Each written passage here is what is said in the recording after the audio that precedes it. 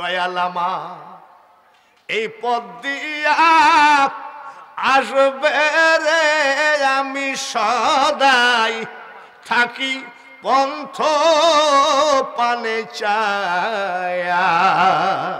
কথা ঠিক আছে, দয়াল আমার এই পথ দিয়া আসবে, তাই শিল্পী গান গাচ্ছে, দয়াল আমার এই পথ দিয়া আসবে রে, আমি সদাই থাকি পন্থ পানে চায়া। তবে মনে রাখো, সবাই রাস্তা ভুল করতে পারে, দয়াল রাস্তা ভুল করে না। পীরেদের ব্যাগ খুঁজলে পাওয়া যাবে জায়নামাজ, তসবি, টুপি। আমাদের কুষ্টিয়ায় কিছু পীরের ব্যাগ খুঁজলে পাওয়া যায় নারকেলের সুবা, আর এত বড় কি জানি একটা মিসমিসা কালো। আব্বা কিছু মনে করবেন না, এটা কি বলে? আপনি মৌলবী মানুষ, বুঝবেন না এটা কলকি শরীফ। আমি আব্বা মক্কা শরীফ, মদিনা শরীফ, আজমির শরীফ, বাগদাদ শরীফ, কলকি আবার শরীফ হলো কবে? আপনি মোল্লা মানুষ, বুঝবেন না, খালি একই গীত। আমার পীর কেবলা যখন মারা যাচ্ছিলেন, সীতানায় বসে আমি কাঁদতেছিলাম। আমার চোখের পানি দেখে আমার পীর কেবলা বালিশের নিচের থেকে এই কলকিটা বের করে বলছে, বেটা কান্দিস না রে, কান্দিস না, মাল দিয়ে গেলাম ধরে রাখিস, যা করো তাই করো রে মন, পিছের কথা রেখো স্মরণ বরাবরই, ও তোর পিছে পিছে ঘুরছে সমন, কোন দিন হাতে দেবে দড়ি। লোখান না কেন, বেকার জীবন কোনো দামই নাই। ডাক্তার হয়েছেন, ডাক্তারের ডাক নাই। মাস্টার হয়েছেন, কিন্তু কোনো স্কুলে চাকরি নাই, কোনো দাম আছে নাকি? বক্তা হয়েছেন, ওয়াজের দাওয়াত পান না। বেকার জীবন একটা পুরুষের জন্য অভিশপ্ত জীবন। নবীজি বলেন, চাচা বেকার জীবন ভালো লাগে না গো। বলে, আমি যতদিন জীবিত আছি তোমাকে কাজ করা লাগবে না, তুমি এইভাবে খাও আর ঘোরো। বলে, চাচা আপনি যে মহাব্বত করেন, আমার বাবা থাকলে এমন মহাব্বত করতো কিনা জানি না, কিন্তু চাচা একটা চাকরি আমার দরকার। ওই সময় চাকরি পাবে কোনে? বড় বড় কোম্পানি আছে নাকি? আরবের মাটিকে সকালে কিনতে পারতো, বিকালে বেচতে পারতো। মেয়েটার নাম কি? উম্মুল মুমিনিন খাদিজাতুল কুবরা। এইবার রমজান মাসে এত বড় গরম, আমি মা খাদিজার মাজারের পার্শ্বে দাঁড়িয়ে দাঁড়িয়ে গরমের ভিতরে চোখের পানি ফেলেছি। এত বড় বন্ধু আমার নবীজির জীবনে হয় না। পাহাড় বেয়ে বেয়ে খাবার তুলে তুলে নবী খাওয়াতেন ওই বয়স্ক মেয়েটা। জোরে বলেন ঠিক কিনা? ভাইরা আমার, মা খাদিজার দরবারে গেলেন নবীকে সঙ্গে করে। চাচা মা খাদিজা লাফ দিয়ে দাঁড়িয়ে গেছেন। বলেন মারহাবা। আচ্ছা, আপনাদেরকে একটা কথা বলি, কোন গরিব কাঙ্গালকে দেখলে ধনীরা লাফ দিয়ে উঠে নাকি? উঠে? আরো সাইফিয়ে বসে। কি চাস? মা খাদিজা দাঁড়িয়ে গেলেন। নবীজির চাচা আবু তালেব বলেন, ও খাদিজা, আপনার তো ধনে জনে দৌলতে সব ভরপুর, আমাদের মতো গরিবদেরকে দেখে আপনি দাঁড়ালেন কেন?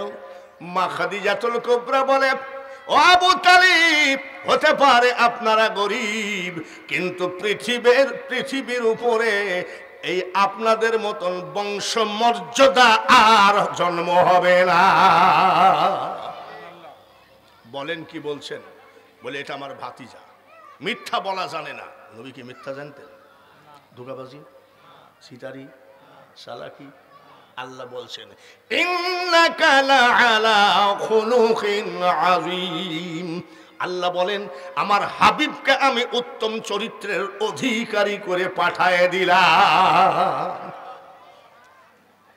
যে কি বলছেন বলেন? বলে, আপনার এখানে একটা চাকরি পাওয়া যায় নাকি? মা খাদিজাতুল কুবরা বলছে, অত্যন্ত দুঃখিত, আপনাদের বংশের ছেলে চাকরির জন্য এসেছি, একটা চাকরি দিতে পারলাম না। আমাদের এখানে কোনো চাকরি ফাঁকা নাই। তবে বলে শোনেন, আপনি নিঃসন্দেহে চাকরি দিতে পারেন। আমার ভাতিজা কোনো ধানাই পানায় চিটারি চালাকি বোঝেও না।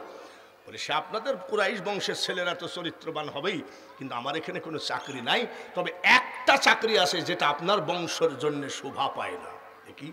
বলে আমাদের ছাগল চড়ানোর রাখালটা কয়েকদিন আগে চলে গেছে, ছাগলগুলো নিয়ে খুব কষ্টে আছি, কিন্তু না, এই চাকরি দেওয়া যাবে না। নবীজির চাচা বলছেন, না না, আমাদের বংশের ছেলেরা ছাগল চড়াইতেই পারে না। উঠে চলে যাচ্ছে। নবীজি ডাক দিয়ে কয়, চাচা শোনেন দেখি, আমি ছাগল চড়ানোর চাকরি পছন্দ করি। নবীজির চাচা কয়, এর আগে ছাগল চড়াইছিস নাকি? বলে না। বলে পছন্দ করিস কেন? বলে চাচা, আজি ময়দান মাঠে একা একা ছাগলগুলো খেয়ে বেড়াবে, আর আমি আমার মৌলাকে নিয়ে ভাবতে বড় সুবিধা হবে। জোরে বলেন মারহাবা। নবীজির চাচা বলেন, না, তুমি না খেয়ে থাকো তা তো নয়, আমি থাকতে তোমাকে এই ছাগল চড়ানো চাকরি করতে দেব না। চাচাজি কোন কাজকে ছোট করে দেখা ঠিক না। নবীর চরিত্রটা দেখেছেন? কোন কাজকে ছোট করা যাবে না। গেছে, চাকরিটা দেন। তো বলছে, আপনি এই চাকরি করবেন না, কুরাইশ বংশের ছেলে, আমি খোদে যে আপনাকে ওয়াদা দিলাম একটা চাকরি দেব ইনশাল্লাহ। তো বলছে, না, এটাই করব। বলে আপনাদের বংশের জন্য শোভা পায় না। 25 বছরের নবী ডাক দিয়ে কয়, খাদিজা, খাদিজা, কোন কাজকে ছোট করে দেখা ঠিক না। ব্যবসায়ী লোক তো এরকম লোকই চায় নাকি? জোরে কোন ঠিক কিনা? ব্যবসায়ী লোক তো এই ধরনের পরিশ্রম করা লোকই চায়। তা বলছে, যুবক ছেলেটার কথা আমার পছন্দ হলো, ছাগল চড়ানোর রাখাল হয়ে গেলেন। আমি লন্ডনে ওয়াজ করতে গেছি, এক ইহুদির বাচ্চা আমাকে জিজ্ঞাসা করছে, আপনার নবীকে তো এত ফুটাইলেন, আপনার নবীজি এত ফুটানিতে ছাগলের রাখাল ছিল কেন? তারপরে ইহুদির বাচ্চা, ভালো করে শোন, ছাগলের মতন বেয়াদব জাত আর পৃথিবীতে নাই। কথা ঠিক কিনা? 10টা ছাগল যদি এক বাড়িতে থাকে, বাড়িওয়ালাকে পাগল করে ফেলবে। দেখবেন পাতা পাইয়ে দিলে খাবে না, আবার গাছ ভেঙে খাবে। দেখবেন ওয়ার জায়গায় শোবে না, মাহাজনের একেবারে বিছানায় মুইতে থুই চলে যাবে।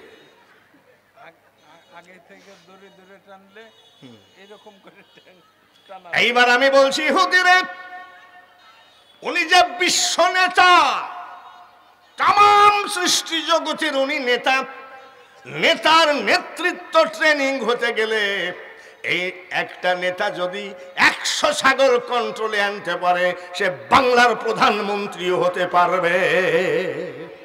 তো ইহুদি চোখ লাল করে বলছে, আপনার সাথে পারা যায় না। আমি, তুই পারবি কেমনে? সব নবীদের সর্দার, নবীর উম্মত, আমি পারবি কেমনে? ছাগল চড়ানো শুরু হয়ে গেল। পাহাড়ের সাথে পিঠটা লাগায় নবীজি চোখ বন্ধ করে কি যেন ভাবেন। ছাগলগুলো চড়ে বেড়াচ্ছে। 10 দিন যেতে না যেতে ছাগলের স্বাস্থ্য শরীর ভালো হয়ে গেছে। যেসব ছাগল, লেডিজ ছাগলের পালানে দুধ নাই, দুধ এসে গেছে। কর্মচারী যদি একটু ভালো কাজ করে, মালিক খুশি না বেজা? মা খাদিজাতুল কুবরা চিন্তা করে, আগের রাখালটা ছিল পাকা চিটার। কি চিটার? আর কুরাইশ বংশের ছেলেরা আইসেই এত সুন্দর ছাগলেরা ফাঁকি দেওয়ার পছন্দ করে না। কিন্তু যতই করুক, মাত্র 10 দিনের ভিতরে এত পরিবর্তন আসে কি করে? কিভাবেই বা খাওয়ায়? দালানের ছাদে উঠে দেখতেছেন কিভাবে খাওয়ায়। ছাগলগুলো চড়ে বেড়ায়। নবীজি চোখটা বন্ধ করে পাহাড়ের সাথে পিঠটা লাগায় মৌলাকে ডাকে, লা ইলাহা ইল্লাল্লাহ। আরো জোরে, লা ইলাহা ইল্লাল্লাহ, লা ইলাহা ইল্লাল্লাহ, লা ইলাহা ইল্লাল্লাহ মুহাম্মাদুর রাসূলুল্লাহ, বলেন সাল্লাল্লাহু আলাইহি ওয়াসাল্লাম। মা খাদিজাতুল কুবরা খেয়াল করে দেখে বড় বড় দুইটা সাপ দুই পাশে বসে ফনা দিয়ে বাতাস দেয়। সুবহানাল্লাহ। নবীজিকে সাপে ফনা দিয়ে কি দেয়? আমাদেরকে কি দেয়? এক কামড়ে কাফন কিনা কিনি, জোরে বলেন ঠিক কিনা? ওরে পাগলের দল, সবই চিনলি নবী চিনলি না। মা খাদিজাতুল কুবরা 10 জন লোক পাঠাইলো বলে আমাদের নতুন রাখালকে খেয়ে ফেললো। দৌড়ায় যায় দেখে নবীজি বসা আছে। ও রাখাল ভাই, আপনাকে কে সাপে কামড়াইছে নাকি? বলে পাগল নাকি, ঝোড় নাই জঙ্গল নাই, সাপ পাবো কোথায়? 10 জন লোক ফিরে আসলো, এসে বলেন খাদিজা সাপে কামড়ায়ও নাই, সাপ দেখেও নাই। মা খাদিজাতুল কুবরা চিন্তা করে, আমি দেখলাম 2 সাপ, বিশাল বিশাল 2 সাপ, কেমন হলো? দুপুর বেলায় আবার মা খাদিজাতুল কুবরা উঠেছেন, উঠে দেখে আমার নবীজি মরুভূমির মাটিতে হাঁটাহাঁটি করে, ছাগলগুলো চরে। আমার আল্লাহ তাআলা এক টুকরা মেঘকে হুকুম দিয়েছে, মেঘ রে আমার হাবিব যেই জায়গায় যাবে সৌদি আরবের এই প্রখর সূর্যের তাপ যেন তার গায়ে না লাগে। যেখানে যাই কি যায়, জোরে কোন? মা খাদিজা ফলো করে, কি ব্যাপার? সব জায়গায় রোদ আছে, উনার গায়ে রোদ নাই কেন? ছায়া কেন? উনি যেখানে যায় সেখানে ছায়া, ফলো করছে। সকালে দেখলো 2টা কি সাপে কি দেয়, এখন দেখতেছে ছায়া দেয় কে?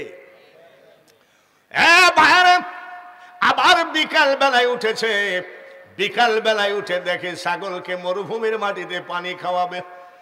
আমাদের এক সময় টিউবওয়েলের পানি আমরা খাই নাই, ইন্দারা মনে আছে? ইন্দারার পানি, আমাদের বাড়িতে ইন্দারা ছিল, ওই পানি খেতাম, ওই পানি গোসল। ইন্দারা থেকে পানি তুলতে গেলে 16-17 হাত দড়ি লেগেছে। বর্ষার সময় 1-2 হাত হইলেই হয়েছে। আর মরুভূমির মাটিতে যেই জায়গায় গভীর কুয়ার পানি তুলতে গেলে 70-72 হাত দড়ি লাগে। আমার নবীজি বালতি নামায় দেয়, দড়ি নাই, জোরে বলেন মারহাবা। হলো না রে, আর একবার বলেন মারহাবা। আমার নবীজি বালতি নামিয়ে দেয়, বালতির সাথে কোনো দড়ি নাই। আমার নবীর খাতিরে ওই গভীর কুয়ার পানি উঠে বালতি ভরে যায়। নবী আমাদের মতনই নাকি? আমাদের মতন? একটু পানি তুলি দেখো দড়িবিহীন, তাহলে বুঝবো। এখনো তো ওয়াজ শুরুই হয়নি, ভূমিকা চলছে। যখন গৌসে পাকের কথায় আসবো তখন বুঝবা যে ব্যাপারটা কি। ভাইরা আমার, মা খাদিজাতুল কুবরা দেখে একটা ছাগল পানি খায়, আদবের সাথে গিয়ে দাঁড়ায়। আচ্ছা ধরেন উনি আর আমি, উনিও বেকার আমিও বেকার, এই ভাই 2 জন যাই, তুই 50টা ছাগল কিন, আমি 50টা ছাগল কিনি, লালন পালন করি। তা আমরা 2 ভাই 50-50-100 ছাগল লালন পালন করি। পানির বালতি যখন ছাগলকে খাওয়াবো, বিসমিল্লাহির রহমানির রহিম,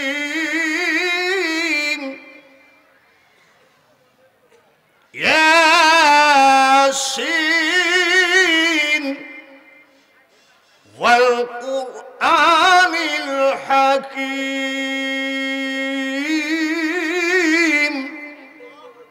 সূরা ইয়াসিন দিয়ে যদি পানির বালতি পড়েও নেই, তাও দেখবেন ছাগল পার মধ্যে ঠ্যাঙের মধ্যে পা দিয়ে পানি ফেলে দিবে কি দিবে না? আমার নবী বালতিতে করে পানি উঠায় খাওয়ায়। একটা ছাগল পানি খেয়ে আদবের সাথে দাঁড়ায়। মা আমিনা, মা খাদিজাতুল কুবরা কয়, ব্যাপার কি? দড়িবিহীন পানি উঠতেছে আর ছাগলগুলো আদবের সাথে লাইন দিচ্ছে, মেঘে ছায়া দিচ্ছে, সাপে। এ লোক তো সাধারণ লোক না। আমাদের মেয়েরা যেমন টিকটক সম্পর্কে অবগত আছে, আমাদের মেয়েরা ইস্তার জালসা সম্পর্কে অবগত আছে। মা খাদিজাতুল কুবরা তৌরাত ইনজিল জবুর কিতাবের পারদর্শী ছিলেন।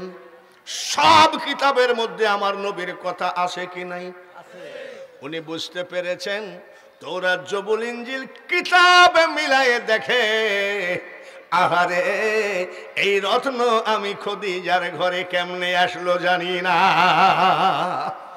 আর একে দিয়ে ছাগল চড়ায়নি, এ তো বেয়াদবি হচ্ছে। উনি বুঝে ফেলেছে।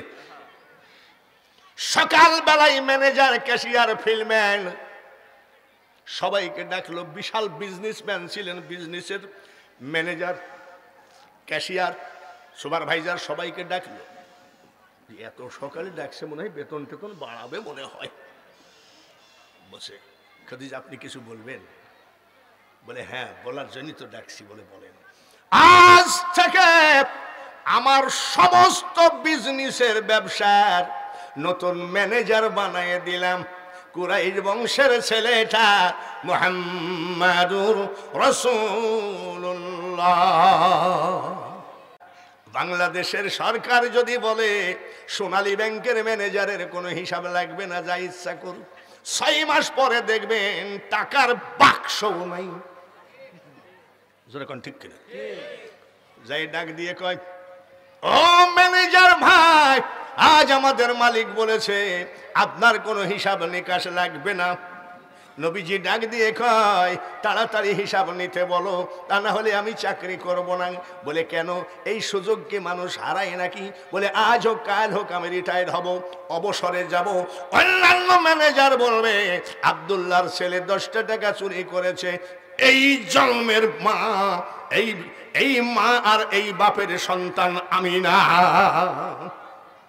হিসাব নেওয়ার পরে তারপরে চাকরিতে বহাল। এইবার সারা রাত মা খাদিজাতুল কুবরা ঘুমায় না, প্রেমের আগুন লেগে গেছে। সুবহানাল্লাহ কোন, আরো জোরে কোন মারহাবা। এই প্রেমটা কি ভালো না খারাপ? নবীর সাথে প্রেমটা ভালো না খারাপ? রহমাতাল লিল আলামিন, তুমি উম্মতের জাবিন, তুমি আমার নির্ধনিয়ার ধন। জোরে জোরে একটু পড়লে ভালো হয়। দয়ার নবী, নূরের নবী গো, তুমি নবী আমার জীবন। দেখে নবীর মুজিজা ভাগ্যবতী মা খাদিজা, জীবন যৌবন করিলেন অর্পণ। দয়ার নবী, নূরের নবী গো, তুমি নবী আমার। এমন পাগল হওয়া হলেন, সারা রাত ঘুমায় না। দাস দাসীরা কয় আমরা একটু ঘুমাই। বলে সারাদিন কাজ করা লাগবে না, সারাদিন ঘুমাস। শুধু মোহাম্মদ কেমন? ভালো। চরিত্র কেমন? ভালো। চালচলন কেমন? ভালো। চেহারা কেমন? ভালো। বংশ পরিচয় কেমন? ভালো। এইবার দাসদাসীরা বলে আপনার ভাবে বোঝা যায় আপনি ম্যানেজারের পাগল হয়ে গেছেন। মা খাদিজাতুল কুবরা কান্দে। কি আর বলবো রে দাসদাসীরা, আমি যে আর সইতে পারি না, এখনই ম্যানেজারকে খবর দে আমি খাদিজা 2 বার স্বামী হারাইছি। আমি যদি বিয়ে করি রাজা বাদশার মেয়ে বিয়ে করতে পারবো, রাজা বাদশার ছেলেকে বিয়ে করতে পারবো, কিন্তু রাজা বাদশার ধন দৌলত টাকা পয়সা আমার দরকার নাই। আমি আল্লাহকে পাইতে গেলে মুহাম্মদকে দরকার। যার জন্য তুমি বলো আমি আব্দুল্লাহর ছেলেকে স্বামী বলে গ্রহণ করতে চাই। দাস দাসীরা গেছে, ওঠেন, কি সুখবর? বলে আমি গরিব কাঙ্গাল, আমার আবার কি সুখবর বলেন? বলে আপনার ভাগ্য খুলে গেছে। বলে কিসে? বলে খাদিজাতুল কুবরা আপনাকে বিয়ে করতে চায়, আপনি রাজি আছেন? বলে আমি গরিবের ছেলে, আমাকে টিটকারি মারে কাজ কাম ফেলে থুয়ে চলে গেছে। চাচা জিজ্ঞাসা করে আব্বা চলে আসলা কেন? বলে মেয়েটা ভালো না, আমাকে বিয়ে করতে চায়। উনি হলো 40 বয়স আর আমার 25। বলে এটা তো কথা না। বলে হ্যাঁ, আমি কি মিথ্যা বলছি নাকি? নবীজির চাচা বলে চাকরির দরকার নাই, ঘরে বসে থাকো। 2 দিন 3 দিন না যেতেই প্রেমের আগুন সহ্য করতে পারে নাই। মা খাদিজা আমার নবীজির বাড়ির দরজায় হাজির। কাঁদতেছে আর পড়ে গেছে চাচা আবু তালেবের সামনে। বলে আপনি আমার বাড়ির সামনে, বলে আমাকে ভিক্ষা দেন। বলে আপনি কি আর কি করেন নাকি? আপনি এদেশের ধনী মানুষ আর আমরা গরিব মানুষ, কি ভিক্ষা চান? বলে আপনার কাছে ভিক্ষা দেওয়ার মতো আছে। বলে বলেন তো কি চান? বলে আবু তালিব, আপনি আমাকে ঘাড়ে ধাক্কা দিয়ে তাড়াবেন না, আপনি আমাকে অপমান করবেন না। বলে কি চান? আপনার ভাতিজাকে আমি বিয়ে করতে চাই, যা লাগে আমি দেখতে রাজি আছি। নবীর চাচা ভাবতেছে কপাল খুলতে দেরি লাগে না, এই সুযোগে আমরা বাপ বেটা ধনী হয়ে যায়। ঘরের ভিতরে নবীজি চুপচাপ বসা। চাচা যাই বলছে, আব্বা তোর দাদা তো আমার কোলে তুলে দিয়ে গেছে, আমি তোর গার্জিয়ান। বলে অবশ্যই, আমার একটা কথা রাখা লাগে যে। বলে চাচা একটা কেন 10টা কথা বলেন, কি বলছেন? বাপ, খদিজা বাড়ির দরজায় আসছে, আমি গার্জিয়ান হিসাবে আমার কথাটা রাখতে হবে, তোকে বিয়ে করতে হবে। বলে চাচা ওর বয়স কত আর আমার বয়স কত? বলে বাপ, আমি তোর চাচা বলছি, তুই এখন বিয়ে কর, তোর বয়সের সাথে মিলাই আমি একটা পরে বিয়ে দিয়ে দিব। নবীজি কিছুক্ষণ চুপ থাকার পরে বলতেছে, চাচা আমি রাজি। চাচা খুব খুশি। বলে চাচা আমি রাজি। বলে বাপ, মান ইজ্জত বাঁচালি, আমার বাড়ির দরজায় এসে কাঁদতেছে মহিলা, আর এত বড় ধনী মানুষ। বলে চাচা তুমি কি খুশি? বলে হ্যাঁ খুশি।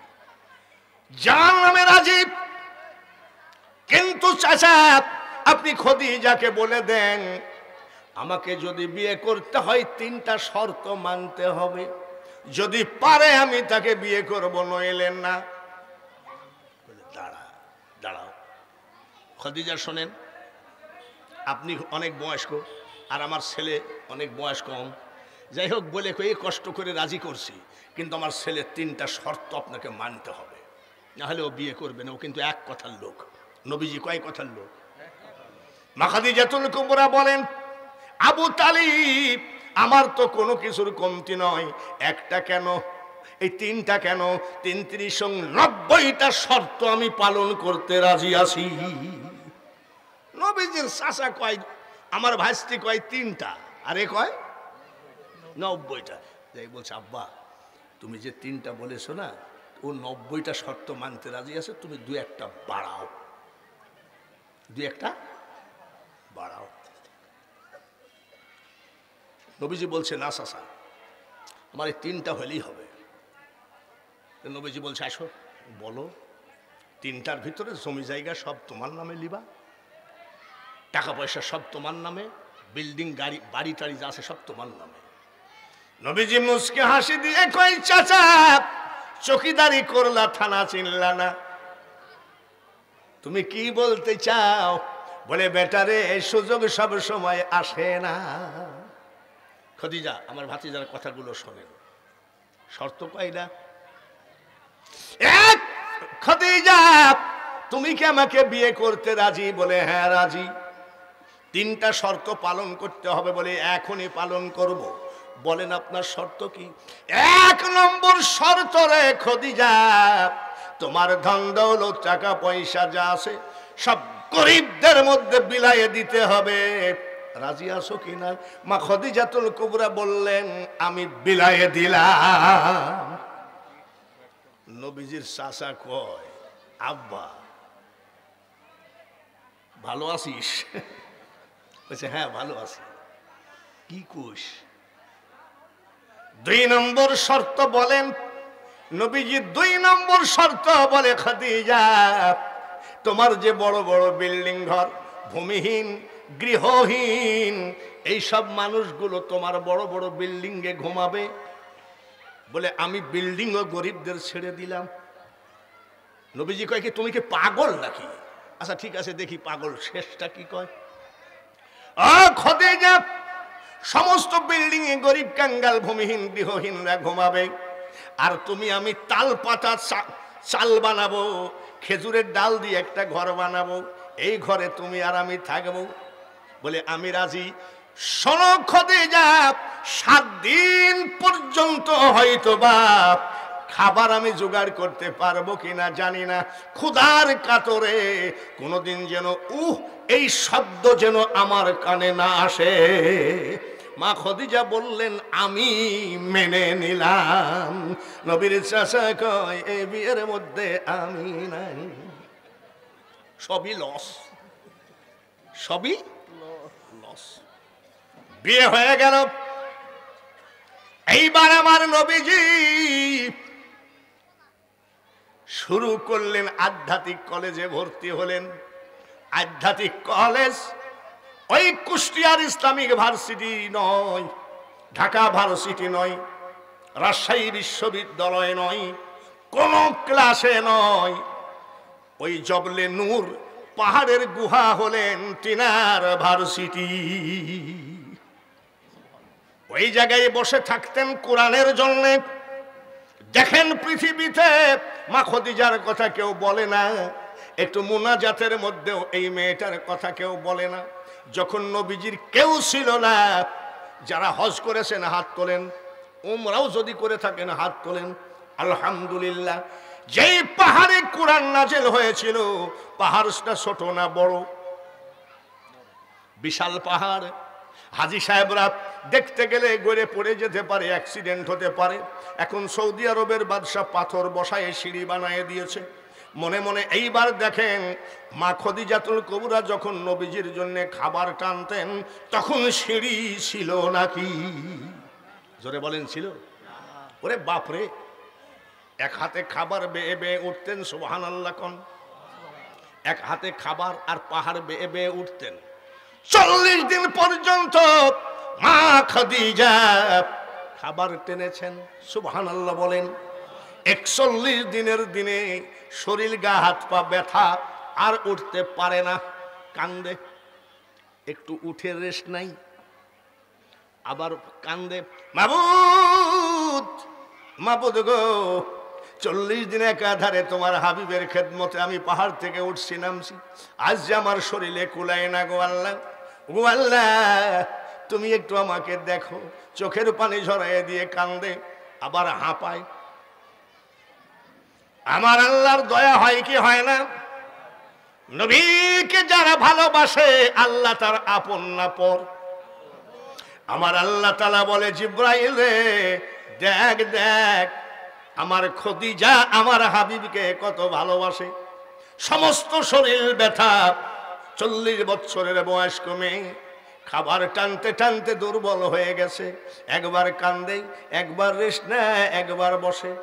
গুহার ভিতরে আমার হাবিবকে বলো, আমার হাবিবকে খবর দাও, আমি আল্লাহ জীবনে কাউকে সালাম দিই নাই, আমি আমার হাবিবের স্ত্রী খাদিজাকে সালাম দিলাম। নারায়ে তাকবীর, আল্লাহু আকবার, তাকবীর, নারায়ে রিসালাত, নারায়ে হায়দারি, নারায়ে গাউস, হুজুর পাক সাদ্দাত হযরত সৈয়দ ইয়াসির আলী আল কাদি জিন্দাবাদ, মেদিনীপুর দরবার শরীফ জিন্দাবাদ, আঞ্জুমানে কাদিয়া জিন্দাবাদ।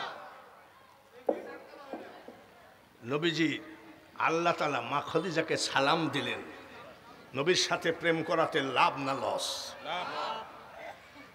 জিব্রাইল চলে আসলেন, হুজুর গুহা থেকে বের হন। দেখেন আপনার স্ত্রী খাদিজা আর পাহাড় বেয়ে বেয়ে উঠতে পারে না, অসুস্থ হয়ে গেছে, কান্দে কান্দে, আবার হাঁপায়। আল্লাহ তাআলা খুশি হয়ে আপনার স্ত্রী খাদিজাকে সালাম জানিয়েছেন। নবীকে ভালোবাসো, তা না হলে যত ইবাদত বন্দিগি করো আল্লাহ খুশি হবে না। এমন ভালোবাসছেন নবীজিকে, আল্লাহ তাআলা খুশি হয়ে সালাম দিচ্ছেন। নবী গো, আল্লাহ তাআলা যখন সালাম দিল, আমি জিব্রাইল কেন সালাম দিব না? মা খাদিজাকে আমার সালামটুকু দিয়েন। জিব্রাইল চলে গেলেন। নবীজি পাহাড়ের উপরে গুহা থেকে বের হয়ে মিটমিট করে হাসে। মা খাদিজাতুল কুবরা উঠে থরথর করে কাঁপে, শরীরে আর কুলায় না। মা খাদিজাতুল কুবরা বলে, ইয়া রাসূলুল্লাহ, নবী গো, 40 দিন পর্যন্ত আমি অসুস্থ হয়ে নাই, বদনা নাই নিচে নামছি, বালতি নাই নিচে নামছি, পানি নাই নিচে নামছি, এই নামা ওঠা করতে করতে আজ আমার শরীরে আর কাজ করে না। আমি এত কষ্ট করছি আর আপনি মিটমিট করে হাসছেন। নবীজি বলে, খাদিজা রে, তোমার কষ্ট দেখে আমি হাসি না রে। বলে, কেন হাসছেন? বলে, এই মাত্র আল্লাহ তাআলা তোমার উপরে রাজি হয়ে খুশি হয়ে সালাম পাঠিয়েছেন। ও খাদিজা, জিব্রাইলের সালাম ও জিব্রাইল দিয়ে গেছে। থরথর করে কাঁপে আর কান্দে, হুজুর গো, আমার কোনো এলেম কালাম নাই, আমার কোনো বিদ্যা বুদ্ধি নাই, আল্লাহর সালামের জবাব দেওয়ার মতো ক্ষমতা আমার নাই, আপনি নিজে আল্লাহর সালামের জবাবটা দিয়ে দিয়েন। আর আমি খাদিজা জিব্রাইলের সালামের জবাবটা দিয়ে দিলাম। মানুষ বানাইছে আল্লাহ প্রেমের কারণে, প্রেমের ডুরি বান্ধ নবীজি রসনে লা ইলাহা ইল্লাল্লাহ, আরো জোরে লা ইলাহা ইল্লাল্লাহ, সবাই লা ইলাহা ইল্লাল্লাহ, লা ইলাহা ইল্লাল্লাহ মুহাম্মাদুর রাসূলুল্লাহ। একটু সবুজ গম্বুজটাকে খেয়াল করে পড়ুন, আল্লাহুম্মা, জোরে জোরে, সাল্লি আলা সাইয়্যিদিনা মাওলানা মুহাম্মদ ওয়া আলা আলি সাইয়্যিদিনা মাওলানা মুহাম্মদ। ধন্য ওরে মদিনাবাসী, ধন্য হলো তোদের জীবন, তোদের মাঝে ঘুমিয়ে আছেন দুজাহানের মহাজন। মোহাব্বতের সাথে পড়ি, আল্লাহুম্মা সাল্লি আলা সাইয়্যিদিনা মাওলানা ওয়ালা আলি সাইয়্যিদিনা মাওলানা মুহাম্মদ। সেই জান্নাতি মেয়ে মা খাদিজাকে এখন কিছু কিছু বক্তারা কি বলে জানেন? বুড়া বেডি, তালাক খাওয়ায়েন না 2 বার, নাউজুবিল্লাহ। আর মাওলানা আলীকে বলেন মদ খেয়ে মাগরিবের নামাজ ভুল করেছিল। কয় কি পাগলের দল, পাগলের দল।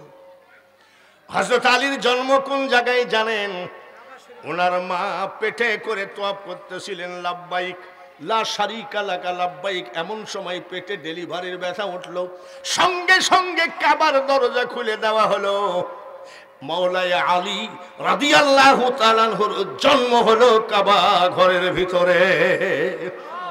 আর তাকে নিয়ে এত বড় বাজে কথা বলে। এই পর্যন্ত নবীর ইতিহাস বললাম। সূরা ইউনূসের ৬২ নম্বর আয়াত, আলা ইন্না আউলিয়া আল্লাহি লা খাউফুন আলাইহিম ওয়ালা হুম ইয়াহজানুন। কথাটা কার? আল্লাহ তাআলা বলেন, আমার বন্ধুদের কোনো টেনশন নাই, চিন্তা নাই, ভয় নাই। আল্লাহর ওলিদের চিন্তা আছে নাকি? ভয় আছে নাকি? টেনশন আছে নাকি? আমার আল্লাহ বলেন, আমার বন্ধুরা জীবনে কোনোদিন ক্ষতিগ্রস্ত হবে না। এইবার দীর্ঘ টাইম নবীজির সম্মান বললাম। এইবার গৌসুল আজম রহমতুল্লাহ আলাই বাবা, লাখো সালাম তোমার পায়। হযরত আব্দুল কাদের জিলানী রহমতুল্লাহ আলাইহি, খাঁটি পীর না ভণ্ড পীর? জোরে কর। সমস্ত পৃথিবীর অলিদের সরদার যিনি, তিনি হলেন আব্দুল কাদের। মারহাবা, কথা ঠিক কিনা? উনি এক অজুতে এশাটু ফজর কাটাতেন। সুবহানাল্লাহ। বাইজিদ বোস্তামি রহমতুল্লাহ 40 বছর মসজিদ থেকে নিচে নামে নাই। পীরেদের ব্যাগ খুঁজলে পাওয়া যাবে জায়নামাজ, তসবি, টুপি। আমাদের কুষ্টিয়ায় কিছু পীরের ব্যাগ খুঁজলে পাওয়া যায় নারকেলের সুবা। কি পাওয়া যায়? আর এত বড় কি জানি একটা মিসমিসা কালো। আমি আব্বা আব্বা কিছু মনে করবেন না, এটা কি বলে? আপনি মৌলবী মানুষ, বুঝবেন না, এটা কলকি শরীফ। আমি আব্বা মক্কা শরীফ, মদিনা শরীফ, আজমির শরীফ, বাগদাদ শরীফ। কলকি আবার শরীফ হলো কবে? আপনি মোল্লা মানুষ, বুঝবেন না, খালি একই গীত। আমার পীর কেবলা যখন মারা যাচ্ছিলেন, শীতানায় বসে আমি কাঁদতেছিলাম। আমার চোখের পানি দেখে আমার পীর কেবলা বালিশের নিচের থেকে এই কলকিটা বের করে বলছে, বেটা কান্দিস না রে, কান্দিস না, মাল দিয়ে গেলাম, ধরে রাখিস। পীরের দেওয়া জিনিস যার জন্য নাম দিয়েছে কি শরীফ। জোরে কর নাউজুবিল্লাহ, আরো জোরে কর নাউজুবিল্লাহ। এইবার যে পীরের কথা বলবো, পিরানে পীর দস্তগীর মাহবুবে সুবহানি গৌসে সমদানি মহিউদ্দিন আব্দুল কাদের রহমতুল্লাহ। 4 বছর বয়স। বলেন কত বছর? ওনার আম্মা যান মাদ্রাসায় গিয়ে হুজুরকে বলছে, আমার ছেলেটারে হাফেজ বানাইয়ে দেন। গৌসে পাককে জমা দিয়ে মা চলে আসছেন। এইবার ওস্তাদ জিজ্ঞাসা করে, তোমার নাম কি? বলে, আমার নাম আব্দুল কাদের। বলে, শোনো, পড়ো, আউযু বিল্লাহি মিনাশ শাইতানির রাজিম। গৌসে পাকের বয়স কত? আরো জোরে কোন? বলতেছে, হুজুর এটা আমার মুখস্থ আছে। পড়ো, বিসমিল্লাহির রহমানির রহিম। হুজুর গৌসে পাক 4 বছরের ছেলে কয়, হুজুর কষ্ট করেন না, এটা আমার মুখস্থ। উস্তাদ বলে, পড়ো, আলহামদুলিল্লাহি রাব্বিল আলামিন। বলে, হুজুর কষ্ট করেন না, এটাও আমার মুখস্থ। পড়ো আব্দুল কাদের, বিসমিল্লাহির রহমানির রহিম, আলিফ লাম মিম যালিকাল কিতাবু লা রাইবা ফি। বলে, হুজুর কষ্ট করেন না, এ সূরা আমার মুখস্থ। হুজুরের বিরক্তি এসে গেছে, যেটা বলি সেইটাই মুখস্থ, তোমার কয় পারা মুখস্থ? 4 বছরের গৌসে পাক ডাক দিয়ে কয়, ওস্তাদ জি, আমার 18 পারা পর্যন্ত মুখস্থ। বয়স কত? উস্তাদ কয়, এটা কি মানুষ না জিন? 4 বছরে কত পারা? বাড়ি যাও, যাও। বাড়ি গেছে। মা জননী জিজ্ঞেস করে, আব্বা বাড়ি আসলি কেন? বলে, উস্তাদ ছুটি দিয়েছে। বিকাল বেলায় উস্তাদ বাড়ির দরজায় হাজির। আসসালামু আলাইকুম ইয়া আহলাল বাইত। ঘরে কে আছেন সালাম নেন। পর্দার আড়াল থেকে গৌসে পাকের মা জননী ডাক দিয়ে কয়, ওয়া আলাইকুম আসসালাম, কে গো? আমি আব্দুল কাদেরের মা। জীবনে কোনোদিন কোনো পুরুষের সামনে যায় না। সুবহানাল্লাহ। ওনার মা কোনো পুরুষের সামনে, আর আমরা মহিলাদের অত্যাচারে হাসতেই পারি না। বলে, মা আমার সামনে আসা লাগবে না। পর্দার আড়াল থেকে বলে, আপনি কে গো? বলে, মা আমি আপনার ছেলে আব্দুল কাদেরের উস্তাদ। বলে, ছেলে কি কোনো বেয়াদবি করেছে নাকি? বলে, না গো মা, এত বড় আদবওয়ালা ছেলে জীবনে প্রথম দেখলাম। বলে, কেন এসেছেন? মা গো, আপনি যে আপনার ছেলেকে হাফিজে পড়তে দিলেন, আপনার ছেলে তো 18 পারা মুখস্থ। পর্দার আড়াল থেকে আম্মা জান বলছে, ঠিকই বলেছেন। বলে, কোন মাদ্রাসায় পড়েছে? উস্তাদ জি, আমার আব্দুল কাদের কোনো মাদ্রাসায় পড়ে নাই। বলে, কেমনে মুখস্থ হলো? আমার আব্দুল কাদেরকে যখন আমি মা ঘুম পড়াতাম, 1 পারা কোরআন শরীফ মুখস্থ শোনায় ঘুম পড়াইছি। এরকম মা আছে নাকি বাংলার মাটিতে? সূরা ফাতিহা পড়ি ঘুম পড়ায় আছে? হ্যাঁ আছে। আগাডুম বাগাডুম ঘোড়াডুম এরম বলে না? তাও ছেলে ঘুম পড়ে না। তখন মা কি কয়, জানলা দিয়ে ভূত তাকায় আছে, তাও ছেলে ঘুমায় না। তারপরে কি কয়, ওই যে ধানের খড়ের পালা আছে না, ওইখানে দুইটা বাঘ বসা। আপনি জীবনে অলির মা হতে পারবেন না, তার কারণ আপনার জন্মের থেকে মিথ্যা কিছু শিক্ষাচ্ছেন ছেলেকে। মা শাশিরা শোনেন, গৌসে পাখির আম্মা জান ডাক দিয়ে কয়, আমার ছেলেকে যখন আমি ঘুম পড়াতাম এক পারা কোরআন শরীফ মুখস্থ শোনায় ঘুম পড়াইছি। ঘুমের মধ্যে শুনে শুনে মুখস্থ করে ফেলাইছে। কয় বছর? 4 বছরের ছেলে বলে, মা না, কি ঘুমের মধ্যে মুখস্থ করি নাই। বলে, কেমনে মুখস্থ করলি রে বেটা? মা জননী গো, আমি আব্দুল কাদের যখন তোমার পেটের মধ্যে বাস করতাম, যখন তুমি কোরআন পড়তা গো মা, আমি তোমার পেটের মধ্যে থেকে 18 পারা মুখস্থ করে ফেলেছি। গৌসে পাক হলো মাদার জাত আউলিয়া, জোরে বলেন মারহাবা। ওনার আব্বা কি ভণ্ড না খাঁটি ওলি? আবু সালে মূসা নদীর কিনার দিয়ে যেতে গিয়ে একটা ফল খেয়ে ফেলাইছিল নাকি? ফলটা খাইয়ে কি বলছে, সর্বনাশ হয়ে গেল, কার ফল বলা নাই কোয়া নাই, খাইয়ে ফেললাম।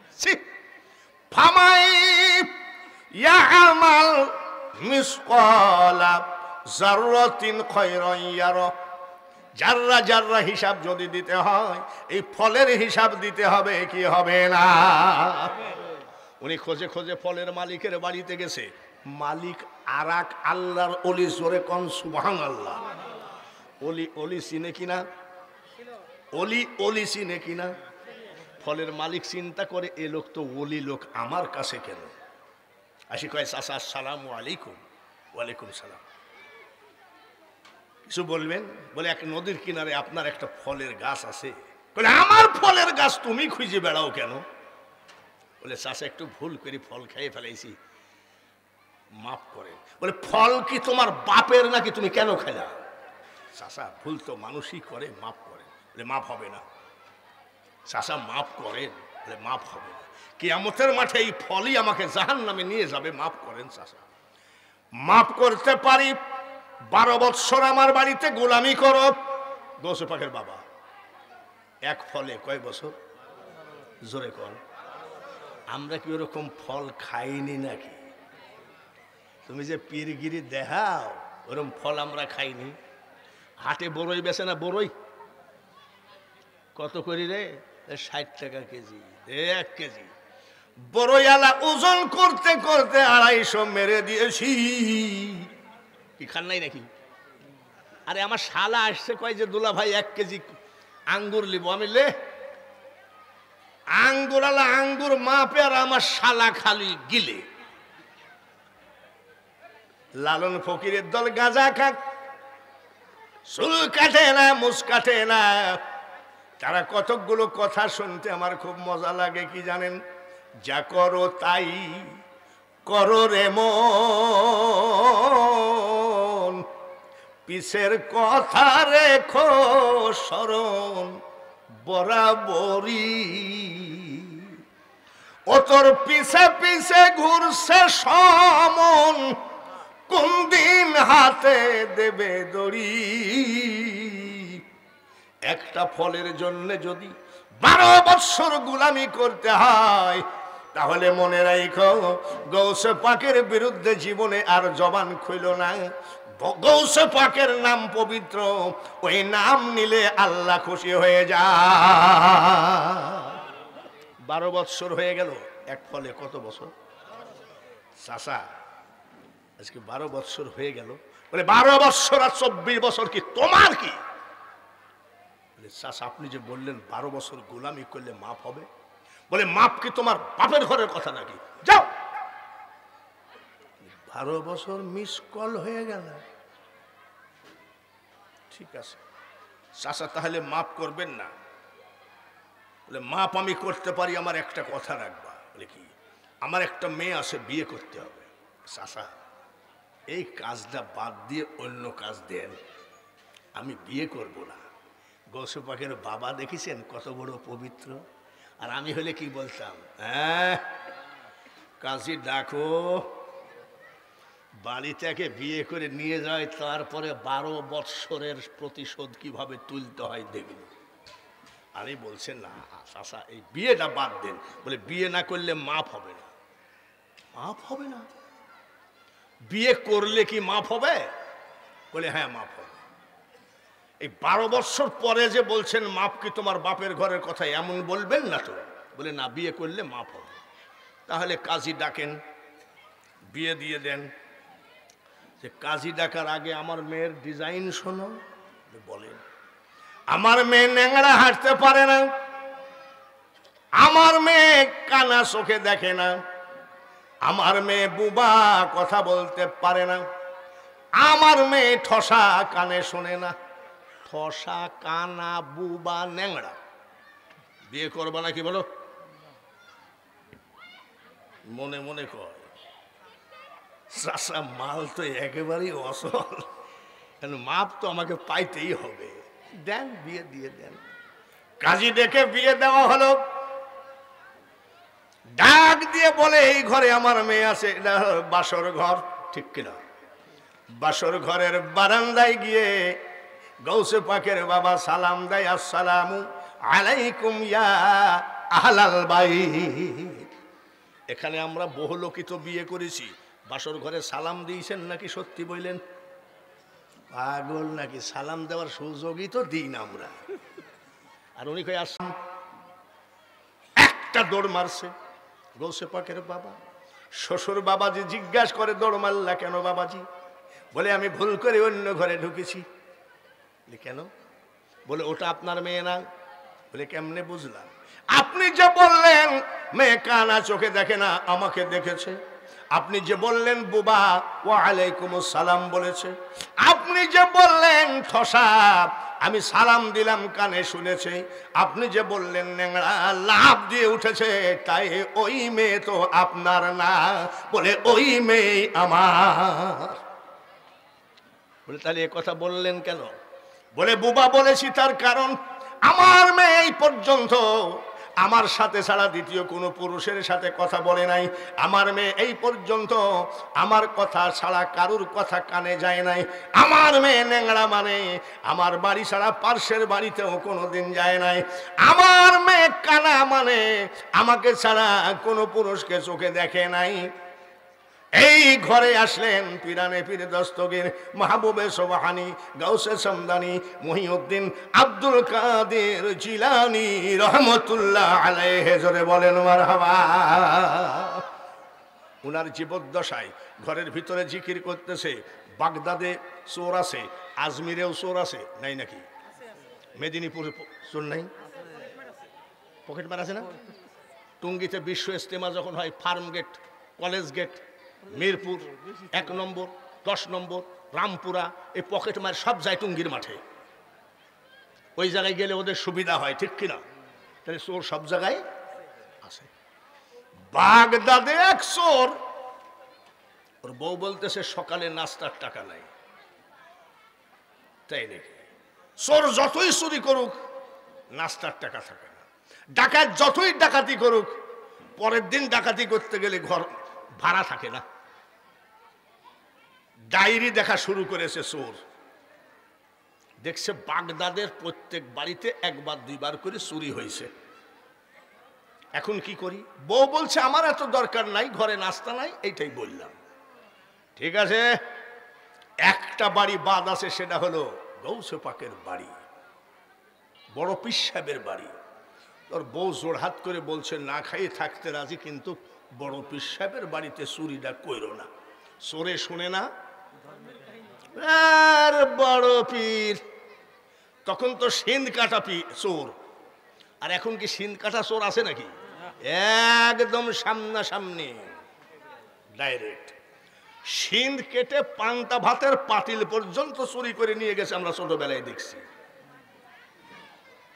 তো বোর কথা না শুইনি সিন্ধ করা অস্ত্রপাতি নিয়ে গৌসে পাক জালনা দরজা খোলা, ঘরের মধ্যে জিকির করতেছে। সিন্ধ করে ঢুকছে, গৌসে পাক টের পাই নাই। তার কারণ উনি জিকিরে মওলার সাথে লেনদেন করতেছে। চোর চিন্তা করছে আমার বউ যে বললো বড় পীর, কেমন বড় পীর, আমি ঢুকলাম তাই তো সে টের পাইল না। হ্যাঁ, আজ যদি পীর সাহেব এই ঘরে না থাকতো, টুপলা টাপলি যা আছে সব নিয়ে চলে যেতাম। এই কথা চোর মনে মনে বলার সাথে গৌসে পাক আর এক রুমে যাই জিকির করতেছে। ভালোই হইল, চাদরের উপরে যা ছিল সব বাইন্দি, কেবল বের হবে জানলা দরজা সব লেবেল। লেবেল মানে জানলা দরজা বন্ধ, একে বলা হয় লেবেল, বলা হয় না জানলা দরজা নাই। জানলা দরজা কই? টুপলা রাখে, জানলা দরজা খোলা, টুপলা টাচ করে, জানলা দরজা বন্ধ। আমি যে সিন্ধ করে ঢুকছি, সিন্ধের মধ্যে দিয়ে বের হয়ে যাবো, এটা একটা কেরামতি হলো নাকি? চোরও শেষরা চোর।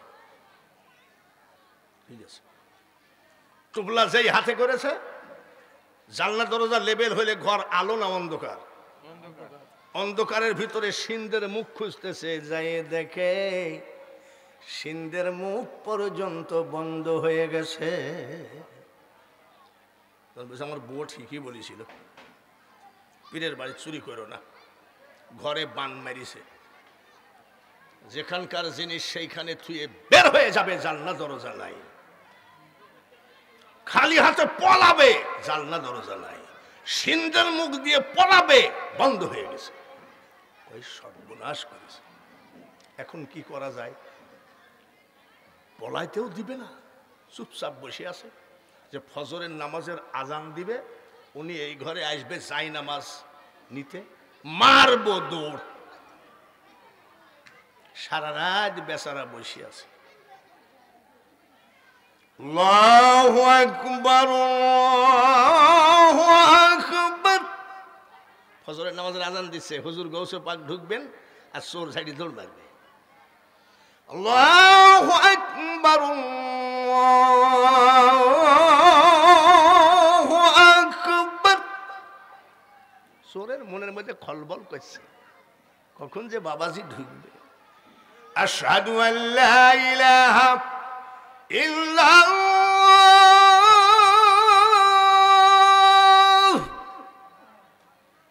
আশহাদু আল্লা ইলাহা ইল্লাল্লাহ।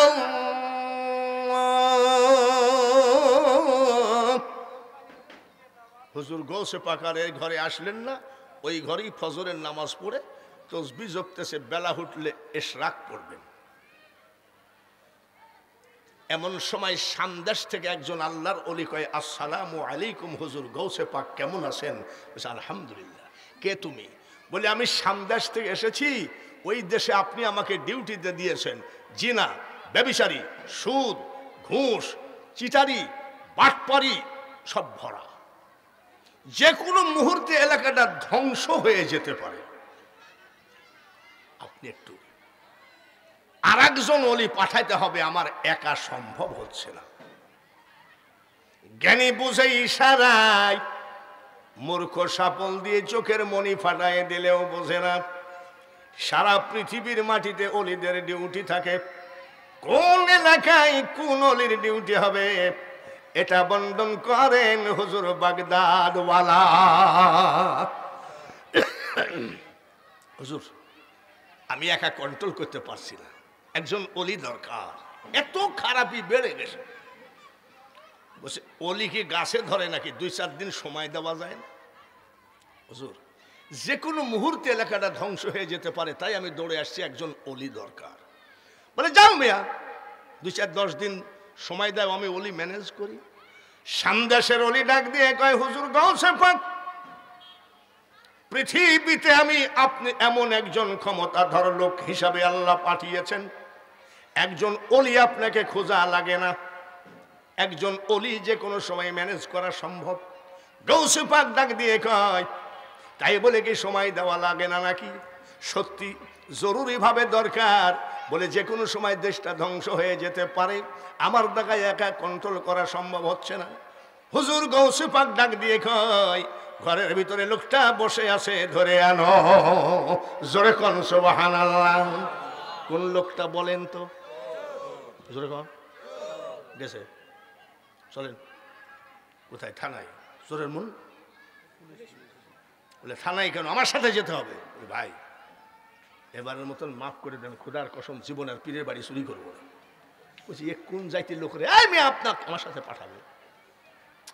পলানোর তো বুদ্ধি নাই, মনে মনে চিন্তা করছে একটা কথা বলবো, হুজুর গৌসে পাক কত লোক আপনার কাছে মুরিদ হয়ে অলি হয়ে গেল, আমি ঝামেলার মানুষ মুরিদ হতে পারি নাই। এসে দেখি জিকির করতেছেন, আমি সিন করে ঢুকছিলাম মুরিদ হওয়ার জন্য, মানে এটা একটা সাজাচ্ছে যাতে না মারে।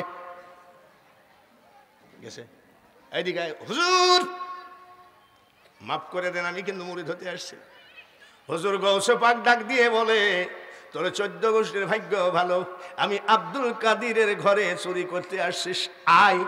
বিসমিল্লাহির রহমানির রহিম বলে চোরের মুখ বরাবর ফুঁক দেওয়ার সাথে সাথে অলি হয়ে গেলে।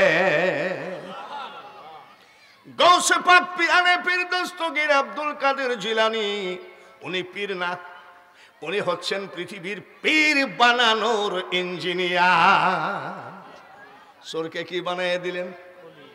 এদিকে তুই যে চোর ছিলি অলি বানিয়ে দিলাম। এই লোকটার সাথে যাই সামদাসে ডিউটি করগা, হুজুর আমাকে মাফ করেন, আমি যাব না। কেন? আমাকে যে অলি বানালেন, আমার ভিতরে যে অলিত্ব দিয়েছেন, অলিত্ব বের করে নেন, আমি নিব না। আবার কোন পাগল? আপনি আমাকে যে কামেল বানাই দিয়েছেন, আমার কামেলিয়াতি দরকার নাই, বের করে নেন। কে তুই ছিলি চোর, বানাই দিলাম অলি, তো অলিত্ব বের করবো কেন? বলে না আমি যাব না। কেন?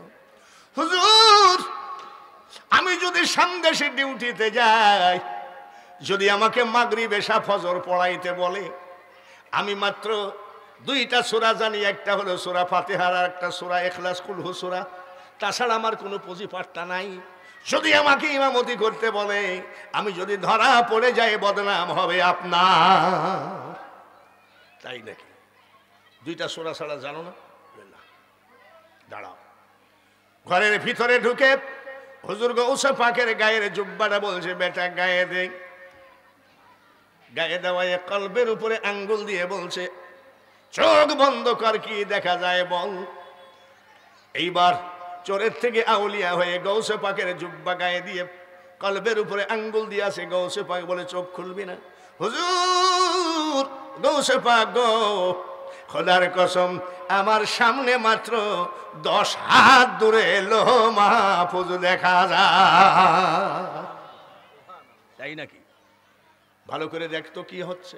লোহ মাহফুজের গোটা কোরআন শরীফটা বড় বড় হয়ে আমার সিনার মধ্যে ঢুকে গেল। যাক, সূরা ইখলাস আর সূরা ফাতিহা ছিল, তোরে কোরআনে হাফেজ বানাই দিলাম, এখন যাই ডিউটি করগা। বলে হুজুর আমি যাব না। কেন? বলে যে কোরআন ভিতরে দিলেন, বের করে নেন। অলিত্ব দিয়েছেন, বের করে নেন। বলি এক পাগল নাকি? বের করে দেবেন। যাক। বলে হুজুর আমি যাব না। কেন? আবার কি হলো? আমি কোরআনে হাফেজ হয়ে কি করব, অলি হয়ে কি করব? আমি তো আমার মৌলার ঘর কাবা দেখলাম না। চোখ বন্ধ কর, কলবের উপরে আঙ্গুল দিয়ে রাখছি, কি দেখা যায়? মির্গির ব্যারামের মতন কাঁপে আর কয়, হুজুর গৌসে পাক গো, খোদার কসম বলছি আমার সামনে মাত্র 10 হাত দূরে কাবা ঘর দেখা যায়।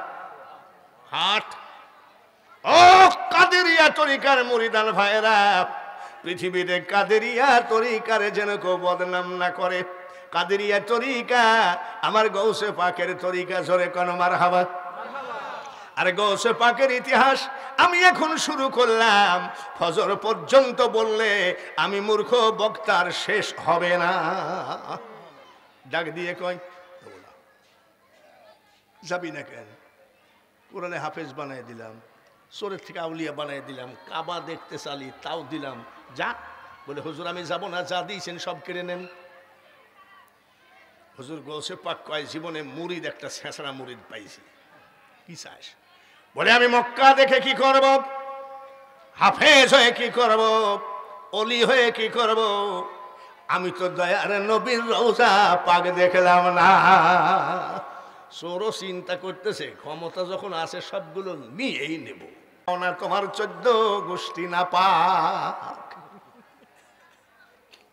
আবার কি কয়, মসজিদে জীবনে যায় না, জুম্মা চেনে না, আবার গান গায় দয়াল আমার এই পথ দিয়া আসবে রে, আমি সদাই থাকি পন্থ পানে চায়া।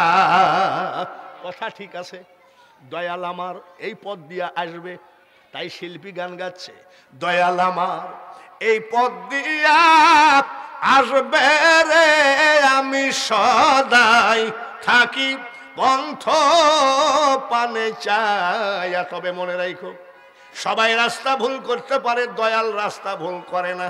দয়াল একমাত্র রাস্তা হলো আসসালাতু মেহরাজুল মুমিনিন, নামাজ ছাড়া দয়াল কারুর ঘরে যায় না। নামাজ নাই, রোজা নাই, দয়াল আমার এই পথ দিয়ে আসবে, আমার সাথে পুষানোর চেষ্টা করো না। যা মদিনা দেখলি, মক্কা দেখলি, কোরআনে হাফেজ হয়ে গেলি, ওলি হয়ে গেলি, যা ডিউটি করগা। বলে হুজুর আমি যাব না। বলে আবার তোর কোন ভূতে ধরিছে? কি হয়েছে তোর? যা হুজুর মসজিদে নববী দেখে কি করব? রওজা পাকের ভিতরে আমার দয়ার নবী কি করছেন, আমার নবীকে না দেখা পর্যন্ত আমি শাম দেশে যাব না। গৌসে পাকের কত বড় ক্ষমতা, ডাকে দিয়ে বলছে আমি এক বাটপার মুরিদ পাইছে দিগাই। কলবের উপরে আঙ্গুল দিয়ে বলছে কি দেখা যায়? মির্গের ব্যারাম যেমন কাঁপে ওইভাবে কাঁপে আর কান্দে কয়, আগে যদি জানতাম গো গৌসে পাকের মতো এত বড় অলি বাগদাদে আছে, চুরি চাট্টামি বাদ দিয়ে আমি আপনার পাক কদমের গোলাম হয়ে যেতাম। গুরু আমারে কি রাখবেন করে চরণ দাসী। বলে অত লম্বা লেকচার মারিস না, কি দেখা যায়? বলে হুজুর গৌসে পাক গো, নবীজির রওজার দেওয়ালগুলো আস্তে আস্তে সরে যায়, আমার দয়ার নবী মরা না জিন্দা? আরো জোরে কোন? আমার দয়ার নবী রওজার ভিতরে শুয়ে শুয়ে কান্দে, আল্লাহুম্মা ইয়া রব্বি হাবলি উম্মতি। আমার দয়ার নবী যেইভাবে চিৎকার করে কান্দে গো, আমার নবীর উম্মত জাহান্নামে যাইতে পারে না। লা ইলাহা ইল্লাল্লাহ, জোরে জোরে লা ইলাহা ইল্লাল্লাহ, লা ইলাহা ইল্লাল্লাহ, লা ইলাহা ইল্লাল্লাহ মুহাম্মাদুর রাসূলুল্লাহ। আজমির শরীফে কোন পীর সাহেব? জোরে কোন? আজমির শরীফে কে আছে? খাজা মাইনুদ্দিন চিশতি। আজমির শরীফ জিয়ারত করেছেন কে কে? একটাও নেই। একজন দুইজন। আমি জিয়ারত করেছি 32 বার। ওই ভুয়া গল্প, ওইসব চিটারি বাটপারি আমার কাছে নেই। 3.5 বছর মুয়াজ্জিনে চাকরি করেছি আজমির শরীফ। এবার সৌদি আরবে রমজানে উমরা করে এসে 4 দিন রেস্ট নিয়ে আমি চলে গেছি। অল রওজা জিয়ারত করে বিদায় নিয়ে আসলাম। আর বয়সে কুলাই না, 32 বার খাজা গরিব নওয়াজ তোমাকে আমি বিরক্ত করেছি, তুমি আমার পরে নারাজ হইও না, বিদায় হয়ে চলে আসলাম। খাজা গরিব নওয়াজ অনেক বক্তাও বলে ফেলে খাজা ছিল গাঁজা খাইতো, নাউজুবিল্লাহ বলে। পাগল বক্তারে ভালো করে শোন, যারা যারা গেছে 2 জন লোক হাত তুলেছে, আমার খাজা সম্পর্কে তাদের কাছে শুনে নিও। আমার খাজা 79 বছর বয়সে 47 বছর ওয়াজের বয়স। আমার জীবনে London, Ireland, Scotland, Russia, Bharat তো ভাজা ভাজা করে খাইছি, 10 জন মুসলমান বানাইতে পারি নাই। আর আমার খাজা মাইনুদ্দিন চিশতি 90 লক্ষ অন্য জাতিকে মুসলমান বানিয়েছে। জোরে কোন? কত লাখ? এ কি জাতা কথা নাকি? আর তুমি খাজার বিরুদ্ধে ফতোয়া দিবা আর আমরা বলবো মারহাবা সুবহানাল্লাহ, কানার ঘরে ছাগল নেতা। কত লাখ? মিট মিট করে হাসতেছে। ওনার আম্মা জিজ্ঞাসা করছে, আব্বা মঈনুদ্দিন হাসো কেন? বলে মা হাসি রাখা যাচ্ছে না। বলে কি হয়েছে? বলে 90 লাখ অন্য জাতিকে মুসলমান বানিয়েছে, তুই হাসবি কেন? আমি তোর মা হাসবো কেন? শোন তাহলে 90 লাখ যে মুসলমান বানালি পাওয়ার পালি কোথায়? বলে তা তো জানি না মা। মঈনুদ্দিন 10 মাস 10 দিন পেটে করে টানলাম রে আব্বা। এই 10 মাস 10 দিন আমি তোর মা চোখের পাতা ফেলি নাই, ঘুমাই নাই। কতদিন ঘুমাই নাই? জোরে কোন? মা কি করেছে? টিকটক দেখেছে, ফেসবুক দেখেছে, স্টার জালসা দেখেছে। খাজা মঈনুদ্দিন চিশতি বলছে, মা 10 মাস 10 দিন ঘুমাও নাই, যে তুমি কি করিস? সারা রাত আমি নামাজ পড়েছি, তসবিহ জপেছি রে বেটা, যাই নামাজে বসে কোরআন তেলাওয়াত করেছি। ফজরের নামাজের আজান হয়ে গেলে আমি ফজরের নামাজ পড়ে দোয়া করছি, মাবুদ ওগো মাবুদ, আমার পেটের বাচ্চাটাকে তুমি বিশ্ব ওলি বানায় দিও।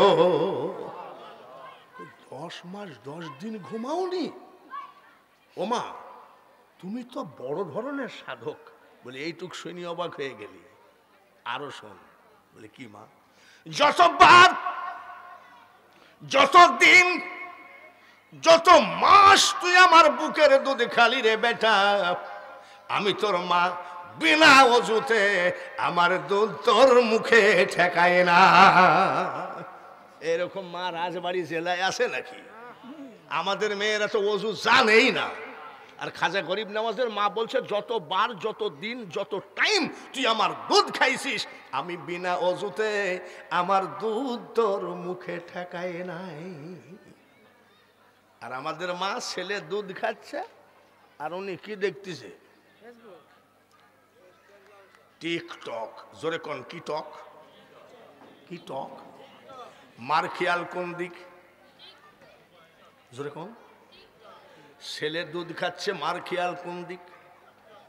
দুধ খাতে খাতে ছেলে ঘুমায়ে টেবিলের নিচে ঘুমাইয়ে গেছে, পড়ে গেছে। টিকটক শেষ হয়েছে, মা ডাক দিয়ে কয়, আব্দুল কুদ্দুস কই গেলি? ছেলে কোন জায়গায়? মার মন ছিল কোথায়? টিকটক। রাস্তায় যায় ডাক দিয়ে কয়, আব্দুল কুদ্দুস বাড়ি আই। কুদ্দুস কোন জায়গায়? চাচার কবর কলে, আর চাচি তুমি কান্দ কনে। মাগো, সন্তানকে যদি অলি বানাতে হয়, তোমাকে নিজেও অলি হওয়া লাগবে। এই খাজা গরিব নওয়াজ পর্দা করলেন, ইন্তেকাল করলেন। আমাদের দেশে কিছু কিছু নেতা মারা যায়, আর তার সাহাবায়েরা ছবি তুলে দেয়, পৃথিবীতে এত বড় জানাজা কারোর হয় নাই, আমার নেতার জানাজায় যা লোক হয়েছে, খুব বেশি হলে 50,000, বানাইছো 5 লাখ। খাজা গরিব নওয়াজ যখন ইন্তেকাল করলেন, হেলিকপ্টার হয় নাই, ফ্লাইট হয় নাই, গরুর গাড়ি, ঘোড়ার গাড়ি, সাইকেল, মোটর সাইকেল, বাইসাইকেল কিছুই হয় নাই। ওই সময় আমার খাজা বাবার জানাজায় 16 লক্ষ লোক জমায়েত ছিল। কত লাখ? অথচ হাঁটা পথ ছাড়া কোনো রাস্তা নাই। 16 লক্ষ লোকের দাবি ছিল, খাজাবার মুখের কাফনখানা সরান একটু, শেষবারের মতন দেখি। মুখের কাফন সরায়ে দেখে উনি জীবিত থাকাকালীন চেহারায় যা নূর ছিল, তার থেকে কোটি কোটি গুণ নূর তার চেহারার উপরে ঘিরে ধরেছে। এই চেহারার উপরে নূর মুবারক, চেহারা মুবারকের উপরে নূর মুবারক দেখে আরো অন্য জাতি 1 লক্ষ মুসলমান হয়ে গেছে। যে দেশেতে ঘুমাই কত আউলিয়া দরবেশ, সে যে আমার জন্মভূমি সোনার বাংলাদেশ। এই বাংলাদেশটা হলো অলি আল্লাহদের জায়নামাজ। রাজশাহীতে শাহ মখদুম, বগুড়া ইব্রাহিম আদহাম বলকি, খুলনায় খান জাহান আলী, তারপরে সিলেটেতে আসলেন রে ভাই শাহজালাল আউলিয়া, ঠিক কিনা? ইসলাম প্রচার করতে আনলেন শাহপরানকে নিয়া। কত জাতি হলো মুসলিম, শুইনা উপদেশ, সে যে আমার জন্মভূমি সোনার বাংলাদেশ। 9টা থেকে 12টা 3 ঘন্টা ওয়াজ করার মতন বক্তা বাংলাদেশে এখন আর পাওয়া যায় না। 1 লক্ষ 1.5 লক্ষ টাকা নেয়। আগে বলে বাবা আমার ডায়াবেটিস বেড়ে গেছে, আমি 1 ঘন্টার বেশি ওয়াজ করতে পারবো না। আর 9টা থেকে 12টা পর্যন্ত ওয়াজ করা, আলহামদুলিল্লাহ বলেন। এই দীর্ঘ টাইম ওয়াজ করেছি, কারোর বিরুদ্ধে বলেছি নাকি? আমার নবীর জীবনী আলোচনা করেছি, আমার গৌসে পাকের কিছু কথা আলোচনা করেছি, তারপরে আলোচনা করেছি কিছু গরিব নেওয়াজের। এইবার একটু দাঁড়ায় সবাই রহমাতাল লিল আলামিনকে সালাম দিতে চায়। ইয়া নবী সালাম আলাইকা ইয়া রাসূল ইয়া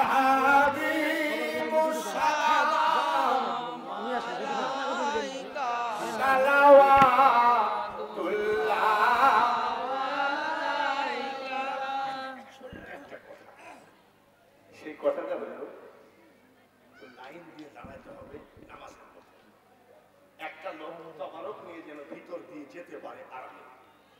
তার কারণ আমরা তরিকত জগৎ তো একটুখানি এলোমেলো হলে একদল লোক আমাদেরকে খুব খামসা খামসি করে। না, যেভাবে আছেন ওইভাবেই, যেভাবে আছেন ওইভাবেই, শুধু নামাজের কাতারের মতন একটা লোক যাতে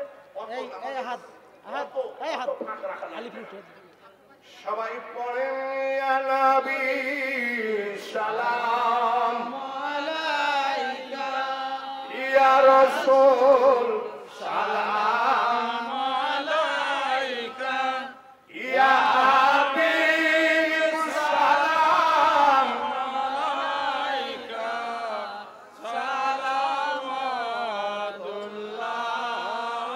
আলাইকা। মরণে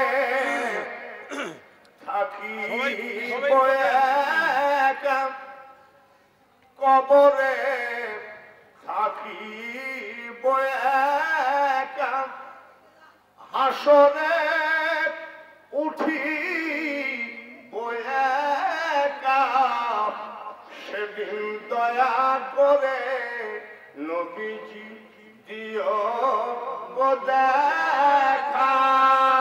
ইয়া নবী সালাম আলাইকা ইয়া রাসূল সালাম আলাইকা ইয়া হাবিব সালাম আলাইকা সালাওয়াতুল্লাহ আলাইকা। নবীদের সম্রাট সাজিয়া আসিলেন ধরায় নামিয়া, উম্মতদেরকে এতিম বানায়া ঘুমালেন সোনার মদিনা। নবী সালাম আলাইকা ইয়া রাসূল সালাম আলাইকা ইয়া হাবিব সালাম আলাইকা সালাওয়াতুল্লাহ আলাইকা। আমরা তবারক দিব, জিয়ারত মোনাজাত করব, মোনাজাতের ফাঁকে তবারক দিব। বাইরে যারা আছেন আপনার তবারক নিতে গেলে লাইনে দাঁড়ানো লাগবে। তখন আমরা তরিকতের লোক, আমাদের বদনাম খোঁজার জন্য একদল লোক রেডি আছে। আদবের সাথে মোনাজাত যখন করব খেয়াল তবারকের দিকে থাকবে না, আল্লাহর দিকে। তাহলে তাড়াতাড়ি চলে আসেন, তবারকের চিন্তা করা লাগবে।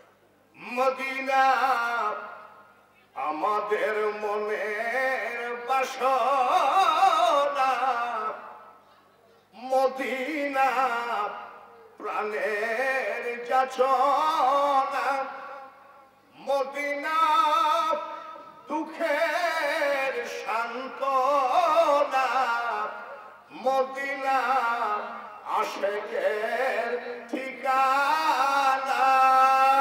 ইয়া নবী সালাম আলাইকা, ইয়া রাসূল সালাম আলাইকা, ইয়া হাবিব সালাম আলাইকা, সালাওয়াতুল্লাহ আলাইকা। আমরা যে আপনার দিওয়ানা, এমন যেতে চাই সোনার মদিনা।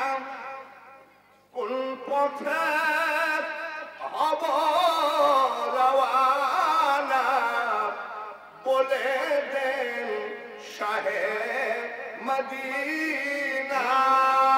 ইয়া নবী সালাম আলাইকা, ইয়া রাসূল সালাম আলাইকা, ইয়া হাবিব সালাম আলাইকা, সালাওয়াতুল্লাহ